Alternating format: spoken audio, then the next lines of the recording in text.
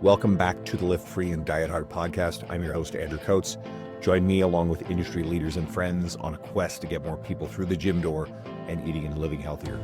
Join me where evidence meets empathy while rejecting fitness industry fads and extremism. Let's begin. Dr. Ben Rein. This one's cool. I don't often get, let's call you a mainstream author of the successful book, Why Brains Need Friends. I've recently just ripped right through it. I think it's fantastic.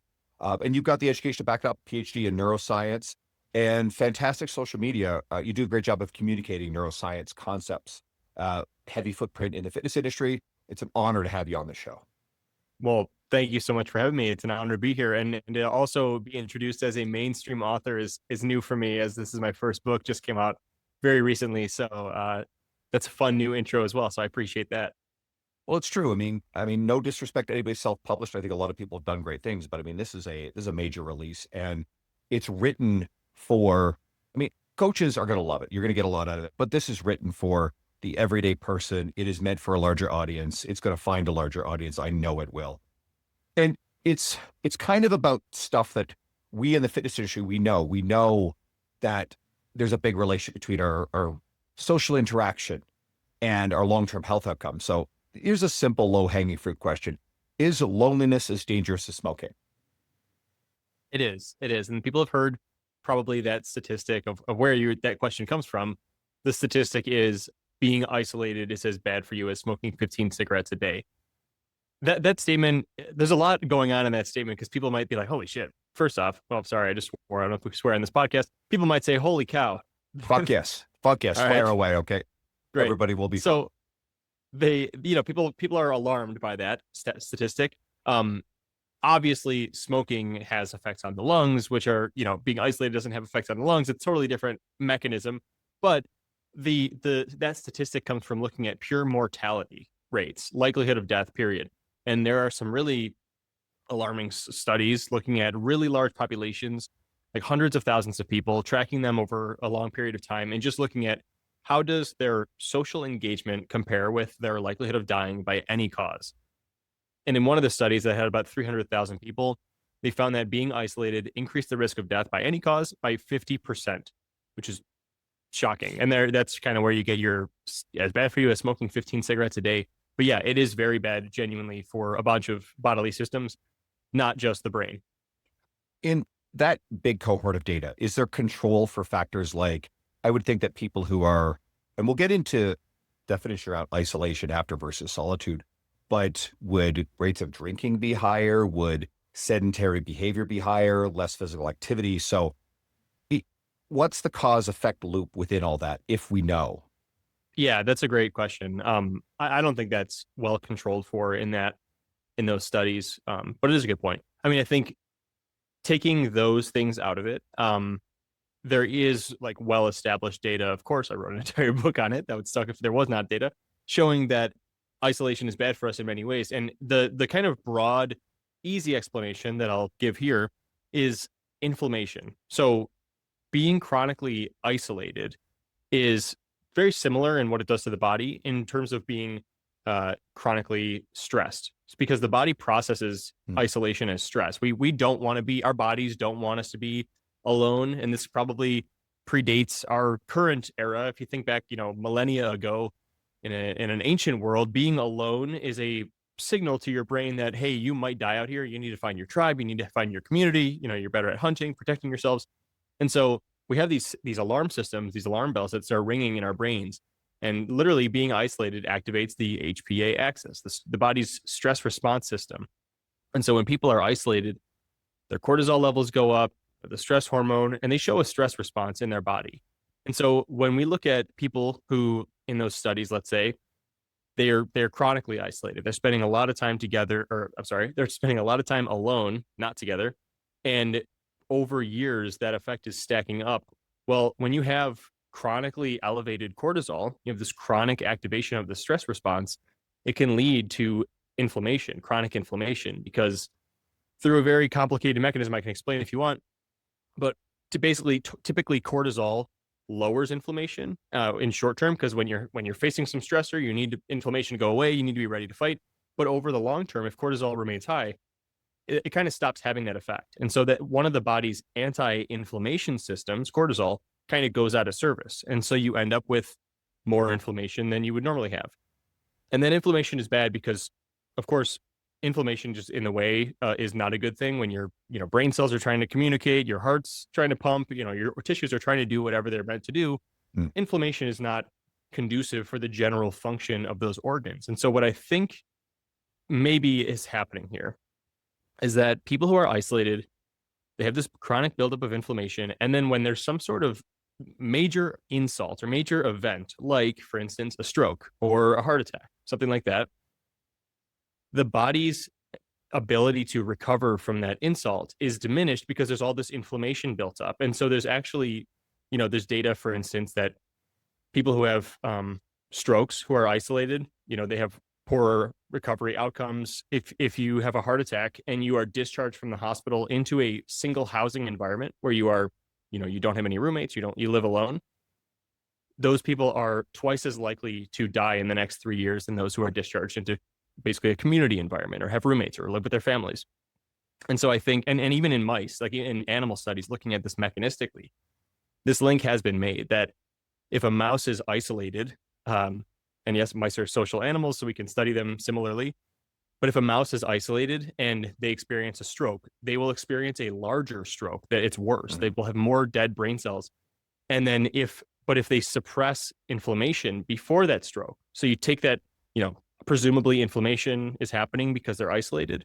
You take away that inflammation and then the stroke happens. The stroke is no longer larger. So it kind of mechanistically validates at least this concept that I'm proposing, that the isolation is just kind of setting us off in a way that we're less resilient. And then when something happens, we're more likely to have a really bad outcome. We're more likely to die. We're less likely to recover. And so generally, it's not good for our health. It's setting us back a step. And I'm pretty comfortable saying this has come up a few different episodes before. Let's say someone has a serious fall and fracture injury, then they are almost certain they're more likely to be more isolated, or certainly have cut off access to the independent social life that they had. And we tend to see the acceleration of neurodegenerative diseases like Alzheimer's in those cases. So there are just so many ways that being isolated. And to the original question about it, it's not that there's any attempt to deflect from, well, is isolation in isolation itself this terrible thing for us? But yeah, it's certainly going to contribute to other things that are bad as well. So it's a cocktail of terrible that is killing people to the point where it's actually as bad as smoking, which I think is why that statement holds the gravity it does. Yeah, absolutely. What about solitude versus isolation? Because I am someone who lives alone, except for Ozzy, who's just chilling in the chair next to me, my cat. And I like it that way. But of course, as I get older, I do think about these sort of things, right? And there's a lot of people I know who, whether they're purely introverted or they just prefer having their own space, and you're happily in a peaceful place about that. Can you explain the difference between solitude and isolation?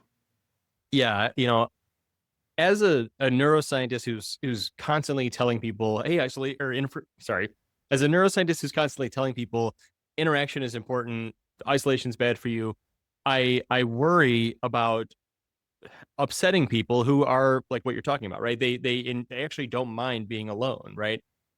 And it's absolutely not the case that if you're an introvert, you enjoy being alone, that going out and socializing every day and making this a focal point of your life is going to make you necessarily healthier, right? That's actually probably not a good thing. When it comes to making the most of your social interactions, it's about kind of getting to what the point is of your comfort level. So if you're really extroverted, you should be having frequent social interactions. If you're really introverted, you should be having just a little bit of interaction, whatever kind of floats your boat. And so when you get to the question of isolation versus like loneliness or solitude, loneliness, because I use the term loneliness in the book. So loneliness is a psychological state, right? I feel lonely because my social needs are not being met. I'm sitting here alone. I'm calling friends. I want to do something. Nobody's around. And it's like, man, this sucks. I'm so lonely. Isolation is not necessarily a psychological state like that where you're craving interaction. Isolation is just the objective state of being alone. and especially being alone for too long, right? Being like isolated. Those things are both not good for you, but there's definitely, as I was at the beginning of my answer, as I was explaining, there's definitely a cutoff where you can be alone, you can be isolated, and it can be totally fine for you. It's not bad for you. Or if it goes on for too long, you can be isolated and it becomes bad for you. And so, an analogy that I like to use is like a plant and a plant that needs to be watered. So everybody needs some level of social interaction. Some plants need more water than others. For introverts, they can go a while without it being watered. They can, hang out at home for a couple of days and experience that solitude without it being a problem. But that soil does need to be watered at some point. For an extrovert, that soil needs to be watered all the time. But the problem really is if we let the soil completely dry out, where it gets to a point where we have not interacted with anybody in a very long time. That's, I think, where the real health consequences start to set in, where our bodies are detecting the absence of social interaction in a way that doesn't feel comfortable. So I think, talking about this idea of, is it okay to sit home alone? Yeah, it is. It's totally fine to sit home alone as long as you're occasionally getting out and you're not constantly feeling this like, my social needs are not being met. I wish I could have more interaction in my life.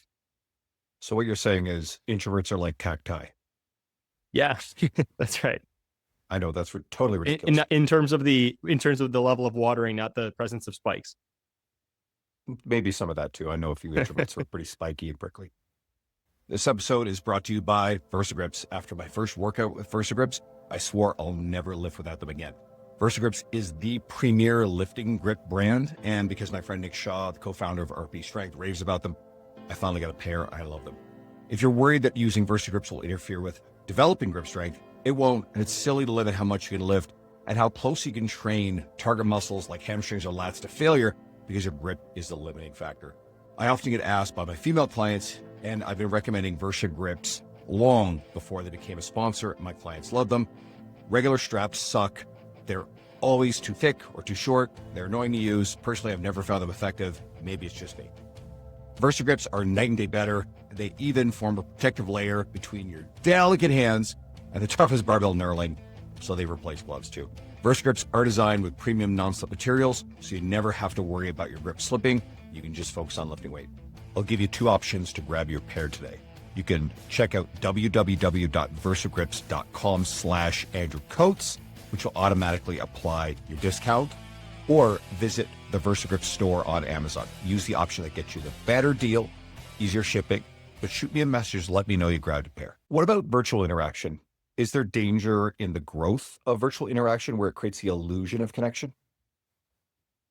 That's a good question. I think generally looking at virtual interaction, it's not as good for us as in person. And I think that the data there lines up quite well with our lived experience, right? That you interact with someone on FaceTime or whatever, you hang up and it's like, that was pretty nice, but I don't feel the same kind of satisfaction that I do if I were to meet them for coffee and face to face. And especially, I mean, gosh, you scroll social media for an hour and you comment on a few posts or whatever, and you interact that way. And then you close the app. That does not feel like going to a party, right? Very different. And I think that, and by the way, the data are consistent on that. It suggests that basically the less lifelike an interaction is, so like a text conversation, for instance, is less lifelike than even a video call, which is of course less lifelike than real life. The less lifelike it is, the less joy and enjoyment people get out of the interaction. And the way I look at this from a neuroscience perspective is that when we interact face to face, there are many important social signals that we are processing that tell us this is a human being I'm interacting with, right? The person is making facial expressions. You can hear their tone of voice. You see their body language. Just so many things, so many important signals that goes into our brains, and our brains read those emotions and recognize, okay, this is how they're feeling. It drives empathy, all these important things that constitute a human social interaction. But when you move into a less lifelike engagement, like a video call, for instance, you lose immediately, even though you can still see and hear each other. You lose eye contact, you lose social smells, you lose probably the body language from the lower half of the body, unless you're standing so far back from your computer that you can see your full body for whatever reason. So you're losing some signals. And it would make sense that therefore that would not activate and engage the brain systems that typically guide our social interactions to the same level. And therefore, we may not experience as much joy, because when we do interact, we experience this pleasure because we have these social reward systems in our brain that make us feel good around others. Mm. And then, so you imagine if you could progressively strip away those cues until you get to the point where you're just in a text message and you don't have any of those cues, you just have the words. You can maybe assume some of the kind of emotional content of the message, but you really can't see it. You can't feel it. That has the lowest level of enjoyment. But to answer your question of is it dangerous, the silver lining here is that the research suggests that even interacting in the least lifelike scenario for like a text message, for instance, is still better than having no interaction at all. Mm. So in a world where COVID happens, for instance, and everybody's, sequestered away into their homes and we literally cannot interact, it's a good thing that we had social media and FaceTime and all these things. Because I mean, if that happened, the exact same scenario happened, a couple hundred years ago, the consequences probably would have been worse. But in a current world, 2025, where we don't have COVID and there is no actual restriction holding us from interacting, if we choose to use those convenient automated alternatives, we're actually doing ourselves and our biology a disservice. And so that's where I think that the problem occurs, is that we replace interaction way too readily when it's a discount, right? It's not doing the same thing for our brains and bodies. That makes a ton of sense. I know you reference in the book that even the use of emojis in text can actually have a small positive effect. And I know when I communicate over text, I also tend to send a lot of voice messages. And so this is like the data is backing up something that I've intuitively understood. If someone asks me a question on social media, I'll send a voice message, and I tend to use emojis very liberally, in part because I know the pitfalls of emotion not coming through via text. So that's kind of cool. Yeah. And it's a little bit silly to think about that, like emojis are the solution. Because I don't know. I think people often, think of emojis as kind of a silly juvenile thing, right? I also use emojis all the time personally, because it makes sense. Like, just if you think about it, you have a text interaction, there's no social cues. What if you could just add back some facial expressions, right? Or in your case, if you're talking about voice messages, what if you can add back vocal tone? That makes a difference. That engages the brain differently, because we have brain systems built to detect and respond to those signals. And so when we're adding them, and even an emoji, by the way, makes a difference. There are studies showing that the human brain responds similarly to emoji facial expressions as they do to human facial expressions. So if we can trigger a little bit of that activation, I think we can kind of rebuild some of the texture and dimensionality of our virtual interactions. Ideally, we would just get together face to face, but in a world where we cannot, I think that's a better substitute. Without getting overtly, let's say, political, how much of the problem is the fracturing of our society along tribal lines? And we know this exists. Socio-politically, we know this exists within the fitness industry. Both nutrition gets very tribal. There's certainly some emerging and, quite frankly, nasty tribalism that's happening in the hypertrophy space and strength training and physio. So yeah, how much of a problem is this? It's a huge problem, in my opinion. I mean, Mm. I think if you let's take neuroscience fully out of it. If you ask the average American, has your life been affected in any way by political polarization? I think probably 100% of Americans would say yes, right? We all know somebody who we don't really get along with anymore, maybe because it's hard to get along with them because their political views are so different from ours. And what has happened in the last, decade or so is that when you meet somebody or you're thinking about somebody, we naturally think about traits, right? Like, what is this person like? How does this person identify? And we think about how their identity compares to our identity. That's something the brain does naturally. And there's a term for this idea of self-other overlap. That, imagine a Venn diagram. One circle is you, the other circle is the other person, and kind of imagining how much do you have in common? How great is the overlap between those two circles? And so typically in 20 years ago or whatever, you meet somebody, it's like, oh, well, this person, they work the similar job as me. They live in the same state as me. There's all these different things that typically come top of mind. But recently what happened is political affiliation has come like straight to the top of that list, where you really cannot engage with someone nowadays without your brain automatically assessing what is their political affiliation, right? Who did they vote for? I mean, it's possible, but it often comes up because I think politics has seeped into so many different things. And when that political affiliation is different from yours, that self-other overlap shrinks. They pull away from you in a way that's very significant, especially with how, controversial politics has gotten nowadays. Whoops. And something just happened with my with my table. But when that self-other overlap separates, what happens is it actually changes the way our brains engage with that person. It actually turns down the activity in empathy related systems, which means that we basically treat them as less human, right? We do not engage with their emotions as much. We do not, our brains don't work as hard to try to understand and share that person's emotions. And when that happens, when you don't really care as much about what someone else is feeling, it becomes much easier to become combative and to become hostile. And so, I think that really is truly one of the major problems in modern culture is that we're not empathizing with each other as much. And it's actually kind of quite silly because it's, the political system, especially a two-party political system, is really built to take advantage of this, tribalistic tendency in the brain, right? We are naturally very good at identifying that person's in my in-group, that person's not. And if you think about it, it actually does make sense in an ancient world to not care about the person in the out-group because that's your rival tribe, right? If you find a person, think a long time ago, you're in the jungle, you find a person who's been stabbed and they're on the ground bleeding, but then you notice, oh, this person's not from my tribe. I don't give a shit, right? It's actually better for me to not feel anything so I can just leave this person and not risk my life trying to save them. But nowadays, that's completely, we don't live in tribes anymore, right? Except we sort of do because we're all quietly, silently, or sometimes visibly establishing what our in-group and out-group is and basically dividing 50-50 along tribal lines. I was trying to be very nuanced with this sort of stuff. So my media is explicitly non-political. And I'm very frequently given very positive feedback for that because I think a lot of people get exhausted because it's what they're drowned in. I try to point out to people that what I call socio-political talking heads, it doesn't matter what side of the spectrum they are in it for their own self-gain and their own self-benefit and agenda. They are status-seeking individuals at their absolute essence.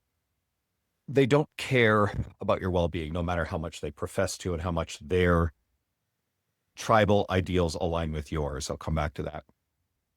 They're trying to manipulate you, whether it's manipulate you to be mad about what the other side is doing in this dichotomy, or get you wound up involved in whatever they're talking about in a positive way. And then I think it's this Batman Joker sort of dynamic where they share each other back and forth to wind up their own base. And I think a lot of people are easily manipulated and make themselves very vulnerable to it. One of the things that I tend to have boundaries around in my life are people whose their identity is so wrapped up in this stuff that you can tell that by one or two of their beliefs, all of their beliefs, it's like they download and outsource the entire tribal ideology as opposed to have any independent thought for themselves. And where someone like me, who tends to be nuanced issue by issue, and also like I may have thoughtful discussions with people who are close to me who I trust in smaller doses, but for someone on social media to demand my stance on something, you can go kick rocks, like literally fuck right off. No, that's never going to happen. But what happens is if you share one particular point on the spectrum, either A, people will assume you are part of their tribe or the opposing tribe based on one thing, a tribe that I do not identify with. And two, if you share a number of things that are inconsistent, and Chris Williamson does a great job on Modern Wisdom to talk about this, you become an unreliable ally. In theory, you're part of a tribe, but then you differ with them on certain issues. And all of a sudden, it makes sense that you can't be trusted to be a diehard with them when the chips are down. So you're not rewarded. And here's another thought. One of my biggest pet peeves are failed fitness professionals who suddenly become socio-political talking heads. I do not believe these people have your best interests at heart. And I think it hijacks you and your emotional well-being. It takes you off course of, oh, I know what I was going to say. I'm not an expert in geopolitics or these complex things. I am theoretically, I don't like the word expert, but my expertise is in nutrition, exercise science, and various aspects of the fitness industry. So I think it's ridiculous when fitness professionals in particular seem to always have a loud opinion about, oh God, whatever the hell is going on in the world. And it's like, no, I just don't have to have an opinion about that. And that will bother. There are going to be some people listening to this and demand, no, you need to care about these things. It's not that I don't care. It's just, you're not entitled to all of my real-time thoughts on this stuff. And that's how I preserve my emotional well-being, by not drowning in this crap all the time. I 100% agree with all the political comments you made, or the comments you made about politics. I guess they weren't political comments, but yeah, like, we've gotten so good at the whole in-group, out-group thing that what you hit is so true. Like, I use this example sometimes. So a lot of people, this happens where they follow a celebrity. Let's say, let's use Taylor Swift. This is a real life example. Sure. You follow Taylor Swift. You love her music. You're a big fan. You've seen her in concert. You buy her albums, yada, yada. And then all of a sudden, one day she posts that she's endorsing Kamala Harris for president, right? In that moment, a lot of people, and, by the way, I'm not trying to pick one political side or the other. This is just a real life example. It's an example. Yep. A lot of people will say, oh my gosh, screw her. I'm not supporting her music anymore. I'm done with her. I'm unfollowing her on social media. And it's like, why is it that we can love someone's music, agree with everything they do, but then if they don't agree with us politically, which is one small section of our lives, but there's so much else that we can have in common, that is just a slammed shut door. And it's also assuming that, like, basically Taylor Swift's political stance is like identical to like the most far left liberal possible. So we are very good at slamming shut doors at the earliest sign of any distinction between us. But I think in reality, I hope at least, a lot of people, maybe the majority of people, are very moderate politically, and they see things happening on both sides of the political spectrum and think that doesn't make sense. That also doesn't make sense over there. And so I can, it's perfectly sensible to choose one side or the other. And in terms of different policies, right? You can agree with one side on one thing and agree with the other side on the other thing. And I think that's actually another representation of that intense tribalism, that it's like, I want to pick my side and find comfort in that side, and therefore agree with everything on that side. And whenever anybody disagrees with anything from the other side, that person is an other, right? That is not my tribe. That is not my friend. And I actually can, I refuse to even relate to them. And I think that is, in addition to the loss of empathy that plagues a divided society, I think this willy-nilly,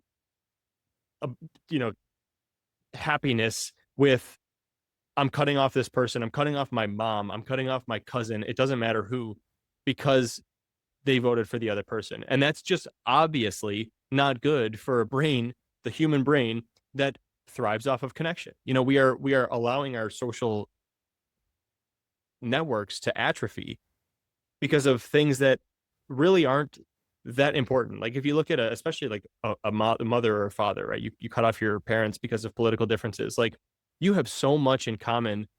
That is such a treasured relationship to have and to hold. And to cut it off for political reasons, it's like, how did we allow politics to supersede familial relation in our like cultural dynamics in terms of importance? That's, I think, where we're really losing a lot of our sense of community as a human race. A quick break from this episode to shout out RP Strength and the RP Hypertrophy app. I have a big confession. I've never used a coach before. I've always auto-regulated my training for decades. But I've known Dr. Mike Israetel and Nick Shaw, the founders of RP, for years, and I'll get behind anything they create, including years of reading their books, consuming their media, attending their seminars, and having them as guests on the show. And I've been using the RP Hypertrophy app now for several months. And several things have happened. It forced me to make smaller and more gradual but better increases in weight volume across time. Like putting 5-pound plates on each side of a leg press. Like, who does that? Never before. Only 45s. It cut out the junk volume. It made my workouts faster and more efficient. I show up with a plan. I didn't have to think about what to do. I feel more accountable having to log my progress, and I don't skip things because I don't feel like it. If hiring a one-on-one coach isn't for you, using the RP Hypertrophy app is the next best thing to manage your gains and to take the guesswork out of your program. There's a 30-day money-back guarantee, so you can try it risk-free, and if you don't like it, they'll give you your money back. I've also got you a $50 US dollar discount, so go to rpstrength.com/coats and use the code COATSRP, or go to the link below in the show notes. That's rpstrength.com/coats and use the code COATSRP. And I know that anytime, I usually avoid these, even adjacency to these topics, but anytime this specter of this stuff raises, I think people tend to go in their own heads, and then they think the fact that we're dancing around politics is the focus, when in fact, God, I hope you guys get the message about the fracturing of relationships and the tribalism of the stuff. That's the real meaning. Take it in your own life and figure it out as it applies to you. What about the introvert extrovert spectrum? Because we know it's not two like rigid categories. It's more of a spectrum, but the health benefits and the doses of the social stuff. You alluded to this earlier, but I'd love to get a bit more granular.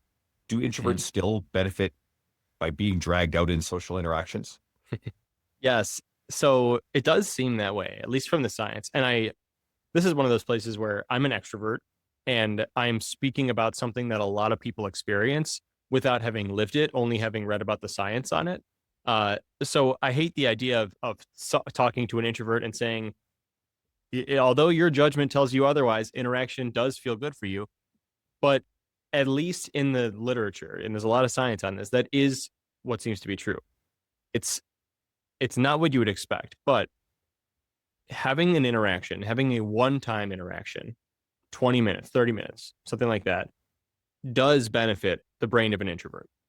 If you are very introverted, even just having a short interaction like that has been shown to enhance mood. The problem is if this continues for an extended period, then those benefits are going to turn into detriments. So, and the opposite, actually, or not the opposite, but it's very different when you look at an extrovert. For an extrovert, the sort of optimal dose of social interaction is much higher.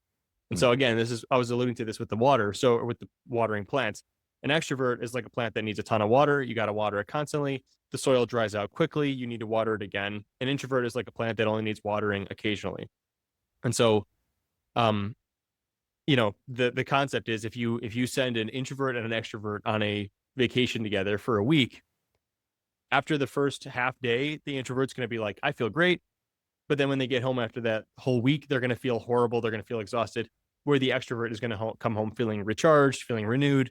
And so what I really encourage people to do is to identify, where do you stand on the spectrum from introvert to extrovert?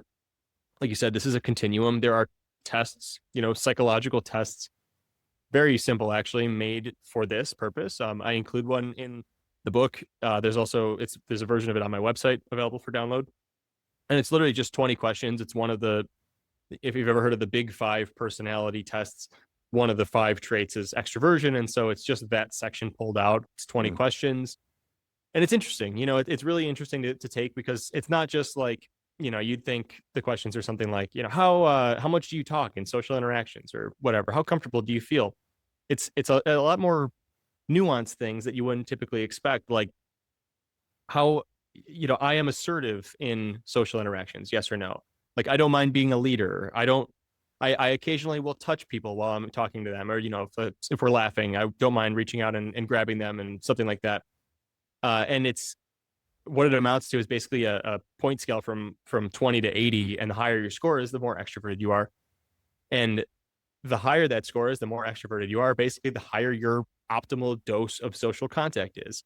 And so again, I think for an introvert, for someone who scores really low in this, you can definitely get away with less interaction, but it doesn't mean that zero interaction should be the answer. And I think that's really where the big problem is, because we are very good as humans at recognizing when enough is enough. You go to the party for 6 hours, or you go on vacation for a week, and you get to that point where it's like, good God, I need to be alone. Like, I just can't wait to get home and lay in my bed and just have no one bother me.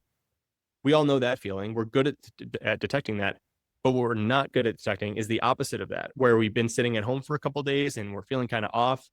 And it's like, I don't really feel right, but did I not get a good night's sleep? Am I stressed over work? Is it that fight I had with my friend? Like there's a long list of culprits that we go through before we get to the bottom, which is, oh, I haven't interacted with anybody recently. I haven't really had enough interaction. And especially for introverts who are often telling themselves this story of, I don't like interaction at all.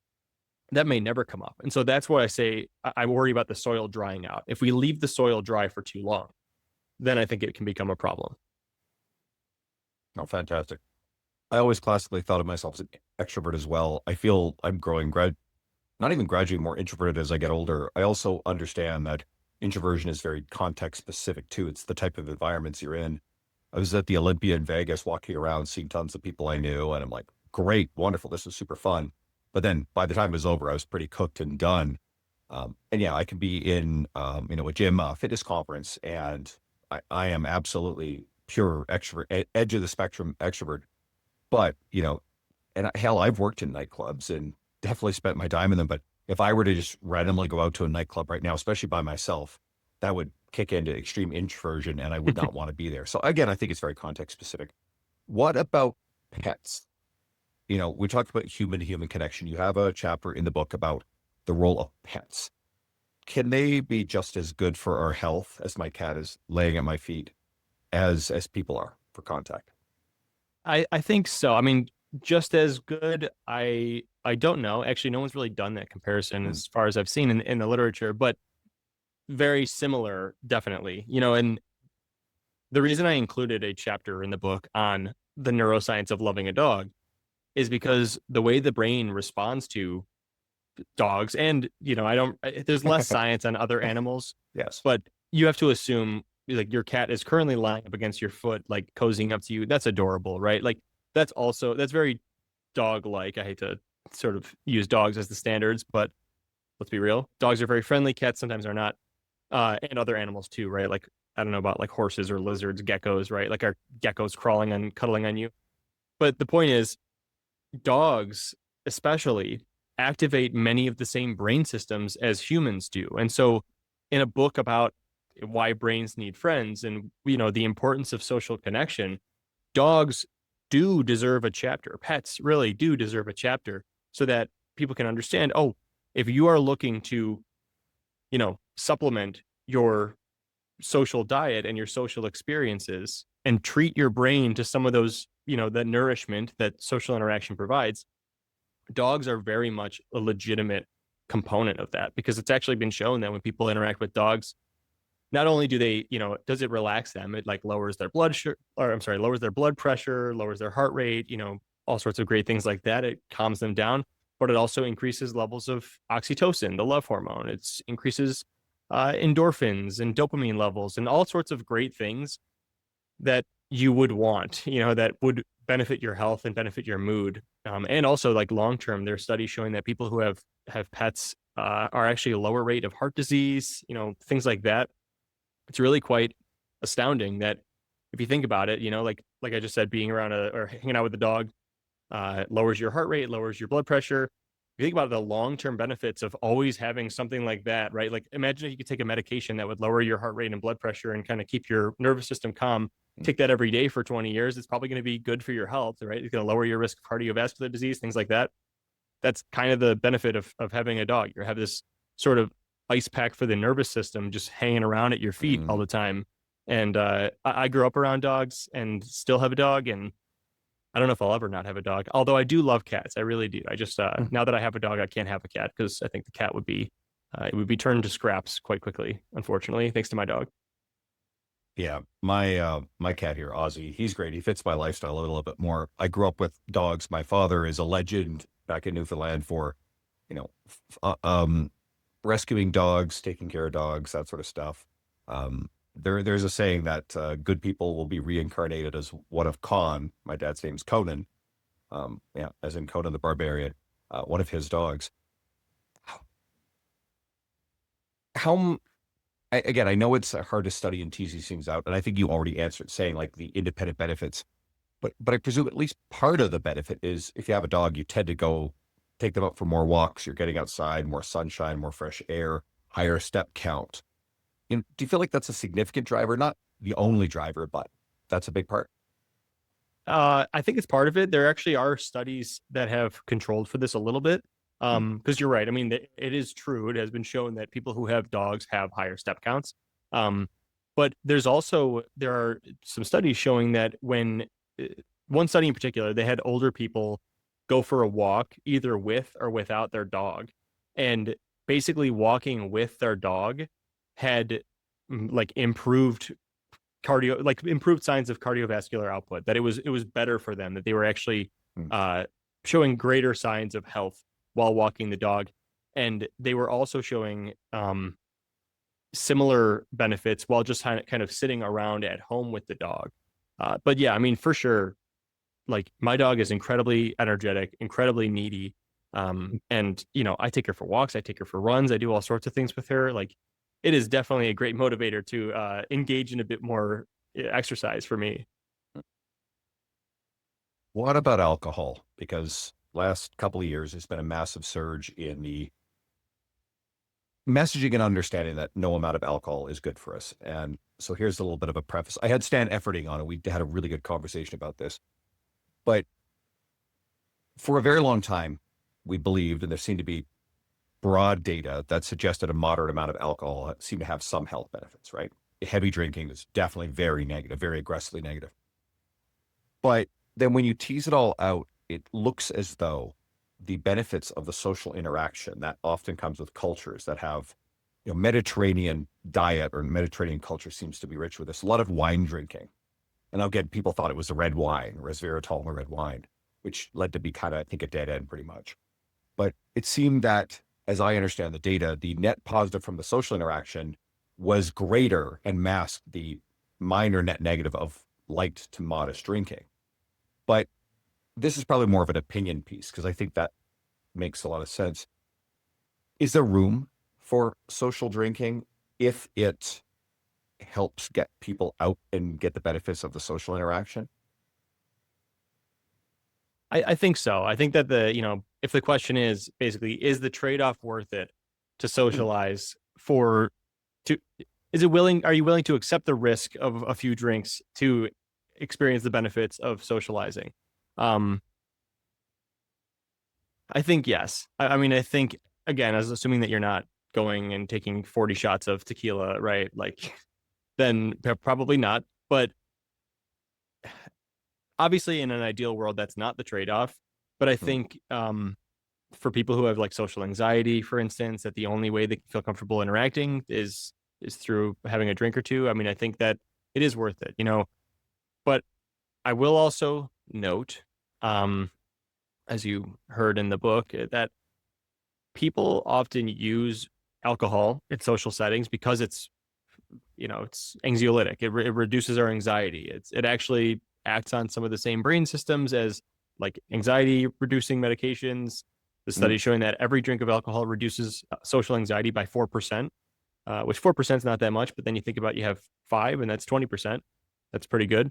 So people use alcohol because it relaxes them. You're on a first date, good God, get a cocktail going, right? But actually, I argue in the book that while it may make us less anxious, it actually makes us less effective interactors, because what happens when we're drunk is our brains become less effective at detecting negative social signals. So, for instance, you had a couple cocktails on that date, let's say, it's moving forward in the night, you go in for the kiss and you detect a clear sign, a facial expression of negative emotion, get away from me, this is definitely a hard rejection on the kiss. Your brain is actually going to show a weaker response to that negative social stimulus, which means that you are probably more likely to basically violate that person's boundaries and do things that are going against their wishes. And similarly, you might go out for drinks with the coworkers and you make a distasteful joke about someone who you work with, and the joke does not land, and they feel, you could tell they're showing with their face that they are insulted. but you just kind of shrug it off because your brain's like, doesn't matter. There's actually studies showing that basically the amygdala shows weaker responses when we are just to negative social information when we're drunk or even tipsy. And so I think that's worth noting, right? We've all actually probably experienced something like that where you go out drinking and the next morning you're like, oh my God, I cannot believe I said that thing. Like, I can't believe I did that crazy dance move on the dance floor, right? Like, that was pretty wild, even though everyone was frowning. So I think in order to be really effective interactors, we need to be fully engaged in understanding each other's emotions. That's why empathy exists, so that we can understand each other. And while we may not experience as much anxiety, we're not necessarily interacting in a way that's always productive. So in addition, of course, that is to the negative health effects of just ingesting this alcohol, which is a toxin, a neurotoxin, and so is not good for the brain, period. So yeah, I have a lot of thoughts on alcohol for sure. Fantastic answer. The book goes deeper. That's really good. Something, and I've mentioned this, I think, on the podcast before for regular listeners. Something that's been amazing for me is I've recently gotten on to 0% beers, 0% Coronas, 0% Guinness. They're actually really good. I'm not traditionally a huge beer drinker, but what it's allowed me to do is to go into social situations with friends where there's some alcohol, and I think compulsion's too strong a word, but maybe it's the ritual. Maybe it's feeling like you are participating in, what I've done for, 30 years when you really think about it socially. And even if it's hard to explain, I feel like I can be part of it and participate, and maybe just having that drink in hand. It's different than drinking a glass of water. So you are having a beer, right? And I've been around some of my friends who probably drink the most, and everybody knew I had 0% beer. There was no like making fun or peer pressure, whatever. But there's also a second order effect here too, is now I'm setting an example and making it safe for other people to explore this, because oftentimes there's a tremendous amount of peer pressure involved with alcohol, right? So I'm really loving this. It's actually unlocked a bit more social interaction for me, where I'd been feeling maybe even a little bit isolated in some places. Social media shows one side of everything, but you put your head down and work, and I have a lot of client interaction in person, but sometimes you feel a little bit socially isolated from your adult friends who have their own lives. So anyway, this has actually been quite a positive for me. So I would recommend anybody who's sort of like teetering on this one, go try it. Go grab a pack of these, and I think you'll be really impressed, and you get to enjoy the experience because I'm very clear now on how even a couple of drinks very negatively affects my sleep, my next day. I work a lot. I no longer am willing to make that trade-off as I get older, and it's harder when you're older. Yeah. I've tried the Blue Moon alcohol free. It's actually really good. It's kind of like a soda vibe. It's got like a little carbonation injected in there. It's really good. But yeah, what's funny about what you're describing is I can't help but think about that self-other overlap. And when you're hanging out with your friends and there's a group of guys all drinking beers, and then there's you in the corner with a Sprite, that self-other overlap kind of pulls apart just a tad, right? But if you're drinking a beer, even if it's a non-alcoholic beer, it kind of pushes that a little bit closer, right? And I think there's something important about that. Just when you have things in common with people, and when you are sharing this, this common ground, your brain, it's not only comforting because you feel that you have allies, but also it improves the quality of the interaction. And, it's funny because there are even like tiny things that you would never think of, like body language and like bodily position, where if you have a similar stance, so let's say if we're standing and I have my arms crossed and you cross your arms, and then I, fold a leg over the other and you do the same. If you have similar bodily positions in an interaction, you will end up liking each other more. And just little things like that, where if you have something in common with someone, you like them more. And I think when you show up to a party and you're drinking a Pepsi and everyone else is drinking beer, you are like sort of the odd man out, and there's a natural instinct for your brain to worry about, I'm not affiliating with these people. And something as silly as or as small as replacing that Pepsi with a non-alcoholic beer brings you closer in a way that probably increases the quality of the interaction. So, but with that said, I'm also thinking about fast forward 5-10 years. What if we kind of, as a society, move away from alcohol? And then everybody's hanging out drinking non-alcoholic beers, and there's the one guy drinking an alcoholic beer. And then if you flip that situation on its head and ask, how would that person be treated or considered? It's an interesting, just sort of sci-fi world to imagine. This episode is brought to you by Just Bite Me Meals. I work long days and I won't compromise my client experience or sacrifice my workout, sleep, or nutrition. So I needed a quality and reliable meal prep service so I could save time on cooking and shopping and have more time for the stuff that matters. Net out the cost of groceries and the service isn't as much as you might think, and regular impulsive food delivery apps, eating out, that cost way more anyway. I get more meal variety and less dishes to clean, and I've been referring clients to Just Bite Me Meals for a long time, and I recently started ordering myself. Food is great. The beef brisket tacos are my favorite so far, and there's a lot of menu choice. Your calories and macros are listed. The portions are great. You can order custom meals. They deliver to your door, or you can pick up from their storefront. And I'm sorry to listeners outside of Alberta, but Just Bite Me Meals is currently just in Edmonton, Calgary, Grand Prairie, and Fort McMurray.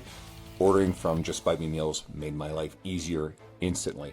And you can get 10% off on all your orders using my code, Andrew Coates Fitness, all caps, on their website. That's Andrew Coates Fitness, all capitals, or go to the link and the code in the show notes. We're definitely seeing societal change. As I understand, the younger generation now, the late teens, early 20-somethings, are very aggressively moving away from alcohol. They drink less. And I watched a video, and it was more on the rise and fall of the craft beer market popularity, right? But there's an argument made. It's like the age group that really, the millennials that really popularized that, they're getting a bit older now, and all of a sudden the recreational drinking, it just hits them harder. It's like, that's actually a interesting argument. So either way, we're definitely seeing a major shift. And I'm really glad to see, I was walking through Costco a few months ago and I saw this case of Corona Zeros. And of course, I have this grand relationship with the movie Fast and the Furious, the entire franchise. I love them. I don't care how silly they get. Keep making, I would watch 20 more of them. I absolutely would take Vin Diesel in a motorized, 80 years old, and motorized, scooter doing this shit. But of course, there's the thing about you can have any beer you want as long as it's a Corona, right? So you develop a sort of weird relationship with it. So now, of course, these Corona Zeros are fantastic. But either way, it's something I've given a lot of thought about, but I realize that I think it's worth talking about a little bit because I'm in a position to normalize it a little bit more. And I think it's, generally speaking, a net good. Yeah. Everybody can find you on Instagram at dr.ben.rein. Where else do you want to send people? Obviously, there's the book. I mean, depends on the interest. I mean, my website, which is just my name, Ben Rein, Rein, has everything on there. You can contact me. You can download my papers if you're interested in that. My scientific papers. I mean, there's information about all sorts of stuff on there. So, pretty much anything you need would be there, including links to all my social media channels.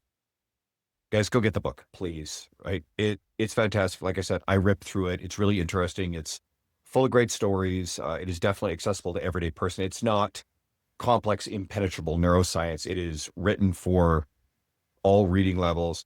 Why brains need friends. I tend to rip through audiobooks. Go pick up a physical copy. I'm sure Amazon or your local bookstore. And please go follow Ben. There's so much depth we can't even touch. The very last thing you were talking about, you were mentioning about mirroring. You go into a bit of depth and the nuance on like mirroring and about how you probably shouldn't worry too much. Oh, there's your dog right there. There she is. Mirroring to the point where you're getting hyper fixated on trying to do it, just relax and what have you. But you do explain it a fair bit. So the book does a wonderful job of going far deeper than we can in just a short episode. But I appreciate you coming on, taking the time. I know you've been on a big podcast tour and there's a lot of work involved in releasing a book. So guys, go support. It's a great one. Please. Thanks for coming on. Thanks so much for having me.